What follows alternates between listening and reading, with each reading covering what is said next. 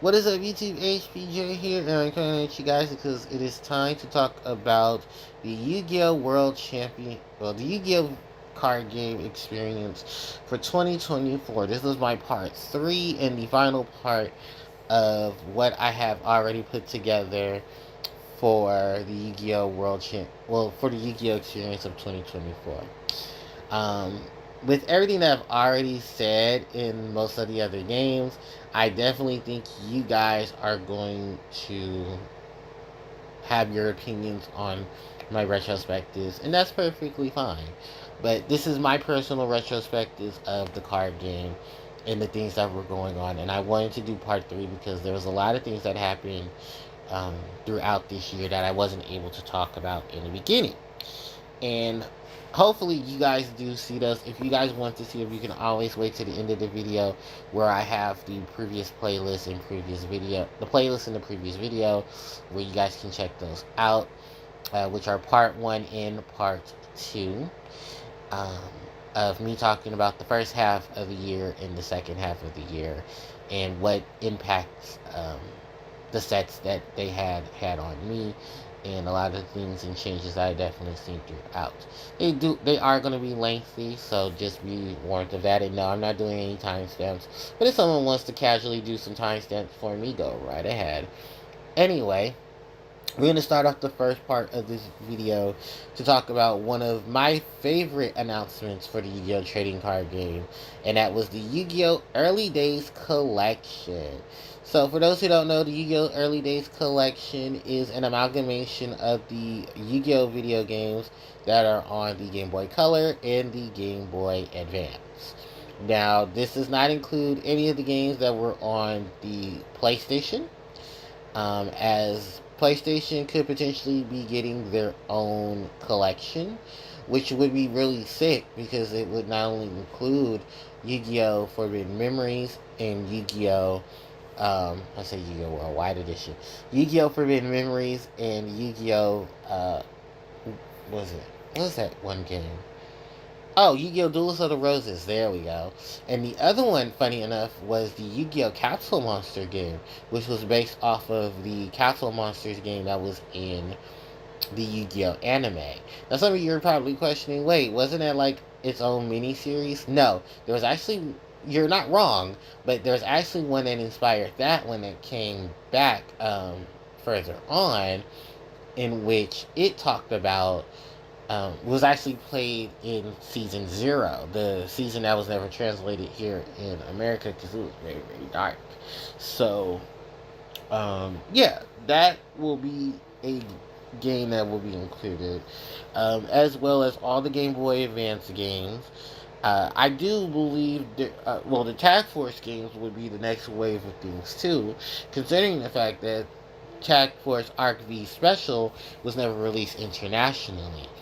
Um, which is also funny and ironic because the Yu-Gi-Oh! World Championship games stopped after the Dual Carnival, which was supposed to be named Yu-Gi-Oh! World Championship 2023, because there was no 2012 game. Um, for whatever reason, Konami still has not acknowledged the reasons. I don't think anyone ever asked, so.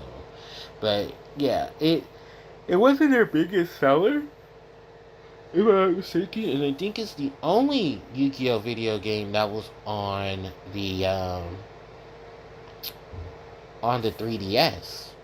Yeah, and it was an early 3DS game at that. So, no, it wasn't an early 3DS. It was a late 3. No, it was a starting point 3DS. Because it definitely had some additions to it, but just the amount of things that are going to be in this collection are part of the reason why I did videos on it.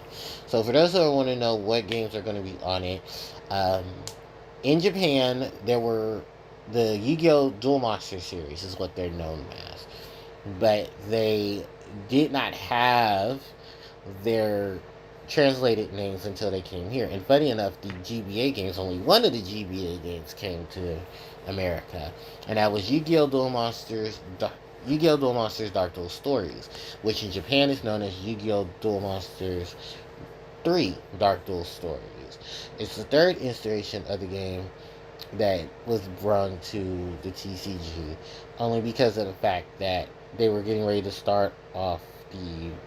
They were already starting in the series. They wanted some of the iconic cards to be seen, and they wanted to push the video games as soon as possible. So while the Game Boy Color was already kind of out at that point, and the Game Boy Advance was coming in, they started production on the Game Boy Advance games.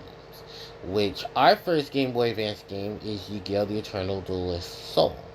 Then it was Yu-Gi-Oh! Stairway to the Destiny Duel. Then, well, Worldwide Edition Stairway to the Destiny Duel. Then it was Yu-Gi-Oh! World Tournament Championship 2004. Then Seven Trials of Glory, Yu-Gi-Oh! World Championship Tournament 2005. And so on and so forth. The crazy thing about it is our last Game Boy Advance game was Yu-Gi-Oh! GX. Yu-Gi-Oh! Duel Monsters GX Duel Academy. And that was the one that brought in all of the guys the from the GX anime into the fray. So now, the proper list, because you guys are going to ask me, okay, you talked about the proper list. So, the proper list is Yu-Gi-Oh! Duel Monsters, Yu-Gi-Oh! Duel Monsters 2, Dark Duel Stories, Yu-Gi-Oh! Duel Monsters 3, Dark Duel Stories, Yu-Gi-Oh! Duel Monsters 4, Battle of the Great Duelist, Yu-Gi-Oh!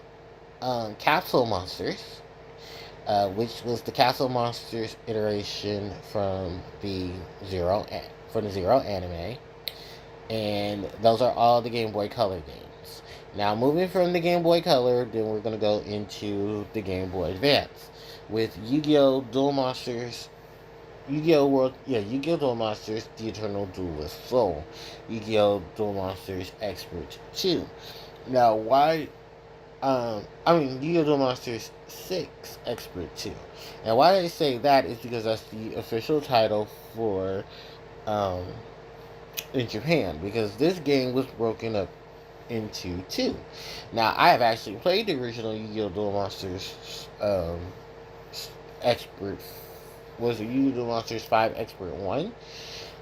Which is basically what ended up being our Eternal Duelist Soul, but it had a couple of things that needed to be fixed, so they re-released the game again with the additions that were given for Eternal Duelist Soul. Although I like what the original one did better, I'm not gonna lie. I talked about this in my video for Eternal Duelist Soul. And then there's Yu-Gi-Oh! World Wide Edition, Stairway to the Destiny Duel, which was known as Yu-Gi-Oh! Duel Monsters Expert 7. Or Yu-Gi-Oh! Duel Monsters Expert 7. Sorry, I get the Japanese names of these games mixed up. But I'll just use the American version names anyway. So, Yu-Gi-Oh! Worldwide Edition, Stairway to the Destiny Duels. Then, canonically, it's Yu-Gi-Oh! The Sacred Cards, the Yu-Gi-Oh! Repeat of Destruction, which is funny because they all came out in the same year as Yu-Gi-Oh! World Championship 2004. Then Yu-Gi-Oh! Seven Trials of Glory, Yu-Gi-Oh! World Championship 2005. And then Yu-Gi-Oh! Dungeon Dice Monsters. But I believe Dungeon Dice Monsters came out before World Championship 2005. And it uses entirely the entire cast from the manga Zero and so forth, even into the ghouls and stuff, because the ghouls were just then making their appearance as well. Now, as you heard from me, I included not all of the Yu-Gi-Oh! Video games, and that's simply because 2 of the GBA games will not be included in this collection. Oh, I'm sorry, I forgot one more. Yu-Gi-Oh! Destiny Board Travelers, because that's how bad of a game it was that I can't believe they're actually including it. But if they want to include it, go right ahead. But, as you can see, yeah, majority of the games that include the official card game, as well as the games that were going to be the predecessor of what the card game itself was going to be, are introduced into the card game via this. Now, I was honestly very excited to see all of this in the lineup, because I did not expect them to drop all of these games. And yes, the games that are in Japanese will be dropped in Japanese. That's right. The games will be dropped in Japanese. I didn't know that. Um, upon the release and then talking about it, and they're like, "Yeah, no, we're going to give you guys the Japanese versions too." It's funny that that's happening because if you guys do note that the Starfy, the little Star Soldier guy, and his games are in Japanese, but they gave it to us via the Virtual Console. Um, if you pay for additional stuff on Nintendo. By the way, Nintendo is getting the Early Days Collection, and so is Steam. So I expect many people to mod the game on Steam, and I know for a fact people are going to try to find ways to move those mods onto the Switch.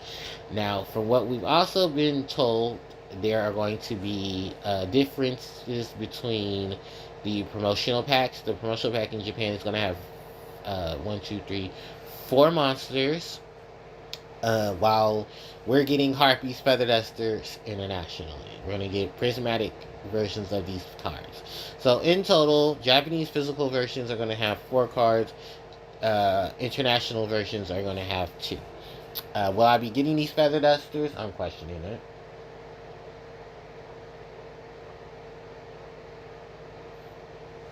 But for the most part, I'm really not too concerned about them.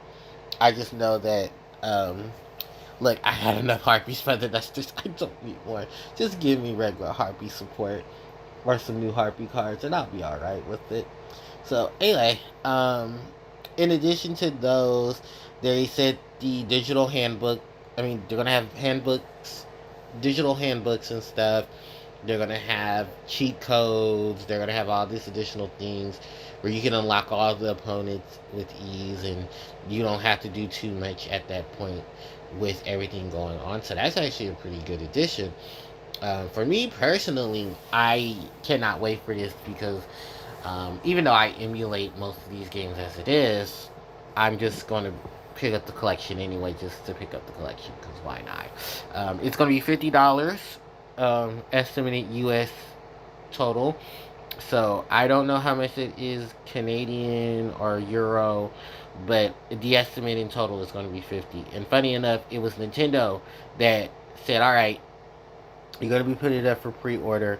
Let's just, put all the numbers and let's put all the games up." So that's how everything got, because back in November there was a leak of the games, initial content of all the games that were in it. We did already have the drops that Konami was dropping every couple of weeks via their retro page on Facebook. And I think they made a Twitter account as well for the retro stuff. But they were not holding back any hints, and they were showing off some gameplay as well, which is awesome. The most recent live stream event in Japan showed off some gameplay of Yu-Gi-Oh! Battle. I think Yu-Gi-Oh! Duel Monsters 3 Dark Pool Story, so it was nice to see that. Now, in addition to all of that being released, we did get an official release date, which is February 25th of 2025, where you can pick up the game. If you want to pick it up physical, you're more than welcome to. Excuse me. But, like I said, I'm debating if I want to pick it up physical, and if I pick it up physical, I got a 1 in 2 chance of getting one of the variations of Harpie's Feather Duster and Prismatic Secret, which I don't really care, because it's Harpie's Feather Duster. I have plenty of Harpie's Feather Dusters as it is. Excuse me. In conjunction to that, what's up next is I'm very excited for these games releases. This is going to be where people who've never played the video games will get a chance to play the video games and experience a part of my childhood that I got to, with all the freebies attached to it and all the cheat codes and stuff you can have to it as well. So you lucky bastards, you get to do things that I couldn't, but I still get to use them as well. And I wouldn't actually be, and I'm going to say this now, I wouldn't be surprised if Konami tries to make some more money off of it, or more for entries and stuff, where they're like, hey, if you have it on your Switch and stuff, you can bring it in and you can play it in our tournaments and stuff. And I'll really get some kickers, because I really want to see what people's decks will be built at that point, because hell, Master Duel's already doing enough as it is. Then what else was it that we can go through with that, because I've already talked about Early Days Collection. It's going to be a really great seller. Don't be surprised if PlayStation then screens they want an Early Days Collection, and then you'll get like all the Tac Force stuff, and then Nintendo goes back and says, okay, it's time to fix up the new Switch. When Switch 2 comes out, alright, let's see if we can put the DS games on here and really get this ball rolling. So, yeah, that's pretty much in terms of all of that information. So now let's go on into the next part of it, which is what was going on with the tournaments. And as many of you know, I did a video to talk about tournaments because a lot of the pro players were not happy this year and expressed how they felt about Daddy Konami getting them really shitty presents when they win these. No, really shitty awards.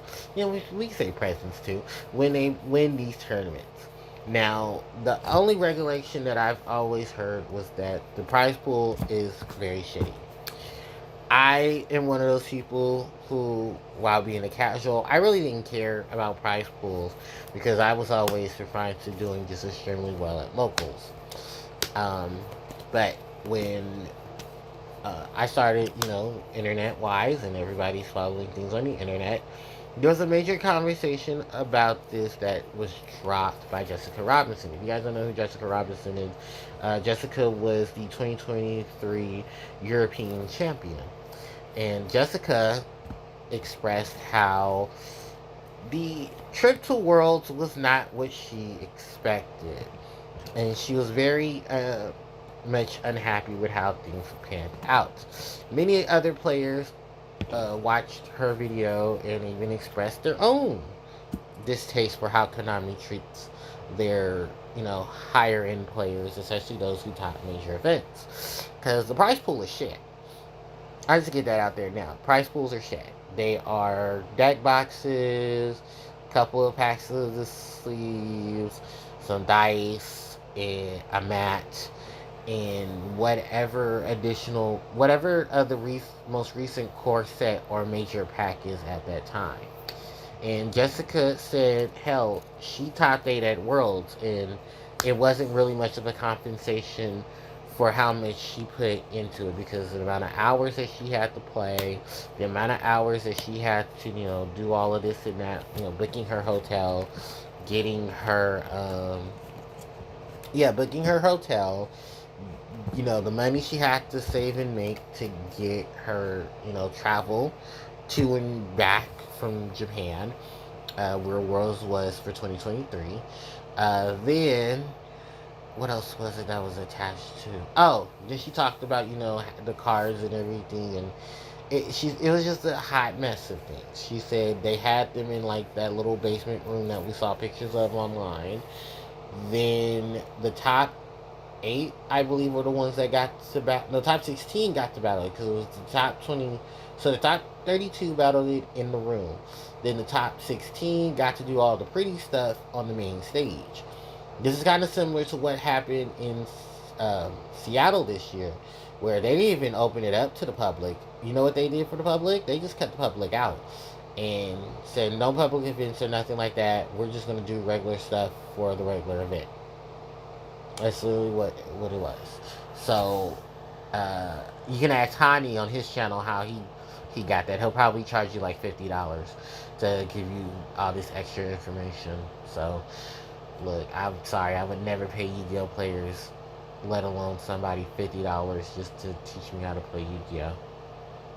Internet is free. Anyway, so there was a lot of discrepancies about it. There was a lot of call-outs to Konami, and you would think Konami would do better.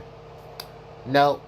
Now they've said, it's from what Jessica's recent video was, just a few days ago, about her still quitting Yu-Gi-Oh in terms of being a competitive player. She says she still goes to locals. She's actually started playing other card games, and these other card games have better prize pools, which we've always heard, but no one's actually said, let me go from Yu-Gi-Oh into it. And now a lot of people have over the last decade, and they're like, oh no, I quit Yu-Gi-Oh and I'm very excited to play a card game that actually appreciates me being a player of that card game, no matter what age I am. Because, at a point in time, Konami has to stop hiding behind the whole, glass house that they've created with stones that get thrown. Of this is a children's card game, but majority of your top ranked players are like above 20. So you can cut that crap. And even your duelist league at a point in time, look, most of them are fading out as well. Because look, this game is getting way too damn expensive, and that was part of the reason why many of them said they were going to other card games because it's just more affordable to play these other card games without having the hustle and bustle through situations. And, I don't blame a lot of players for saying I'm going to do a change up. I know a lot of people who said they quit Yu-Gi-Oh! And rather play in the retro format because it's just more easier. But then even with the rarity collections reprinting a lot of this stuff, it's very difficult to get things because Konami's only printing certain things in certain rarities. I'm looking at the videos that I just looked at when I talked about that situation for Quarter Century Bonanza and Quarter Century Stampede. Now, in addition to these additional things that are going on, I definitely want to also bring to mention my experiences with some Yu-Gi-Oh stuff that happened this year as well. That actually goes into conjunction. So, Yu-Gi-Oh regionals for Oakland, California, was at the end of September of this year. I actually attended and participated. So let's talk about this hassle because I know a lot of other people told me this is something they experienced as well, which was, man, um, what was it that we experienced? Oh, so the lead up into registering for the event, you can pre-register online, and then at the event you just show your stuff on your phone, um, and then they'll send you in to getting your packs. This took an additional 30 minutes because the venue that we were in, the Wi-Fi had issues. Alright? And trust me, I lived in Oakland enough to know the Marriott has a lot of problems. So it didn't shock me there. Then, what was it? The retro format. It was only Edison. It's like, alright. So I'm not going to quit out for Edison. Then our turnout was almost 300 participants in the main event.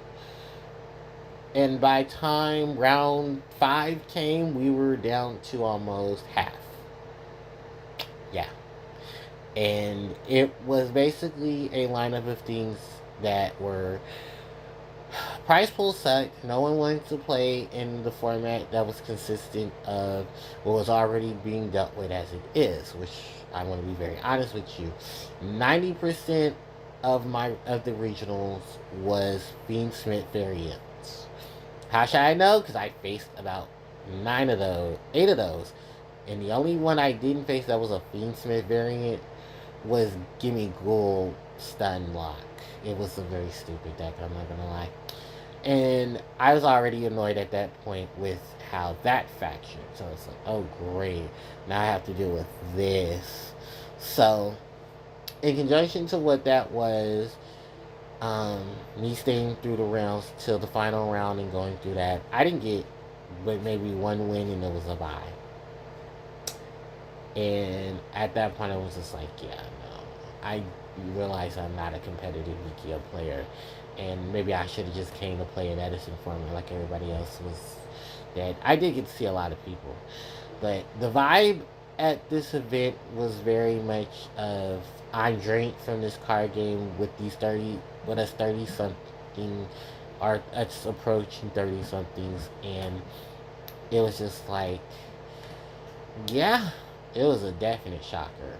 I don't know if they're gonna do another event for Yu-Gi-Oh in Oakland, but I definitely would go to the next one if it ever gets announced. Probably then I'll just put my efforts into playing Edison and then do my videos and stuff for them. But it was a definite culture shock. I didn't go to Sacramento's YCS for obvious reasons. For those who don't know, I didn't get a ride. I tried to look for a ride, but there was just no ride available. And I said, all right, well, fuck it. When it comes to Oakland, I'll just go to the one in Oakland. And I did go to the one in Oakland. And despite the fact that I wasn't extremely happy I did at least try to have some fun. I didn't pick up as many cards as I wanted to though. But if you go and you watch my videos about, how things were going on, I explained just how much of it I went through, and just like, all right, it just was one of those it is what it is situations. Yeah, but that was pretty much just the bulk of things that I wanted to talk about in the video. Even though it may not be what everybody else, discusses, just let it be a discussion of what you want to experience, which is, on your own accord. But yeah, that's pretty much it. I don't want to go any further because I'm probably going to lag out. I'm already tired and ready to go to sleep. So, with that in told, you guys, I hope you enjoy the content of this retrospective. This is my last retrospective for the year. I've already done my Digimon retrospective. Do I want to do a YouTube one? Probably, probably not. But I'll think about it in a couple of hours. But thank you guys so much for lashing out through this video. It's going to be a very long upload, but I appreciate you guys being here for it. Don't forget to like, comment, share, and subscribe to the channel, as it helps me out tremendously. If you guys have any questions, you can leave them in the comment section below.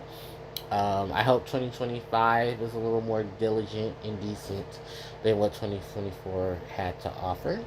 I'll have some more content and stuff up sooner or later. Um, but yeah, thanks guys for watching and helping out and keeping things together for me. With that in told, thanks. You guys, hit the notification bell to be informed of when I upload more of my content. Socials are in the description box below, and there's always the previous videos and stuff at the end. So thanks everybody for watching, and HPJ signing out. Take care.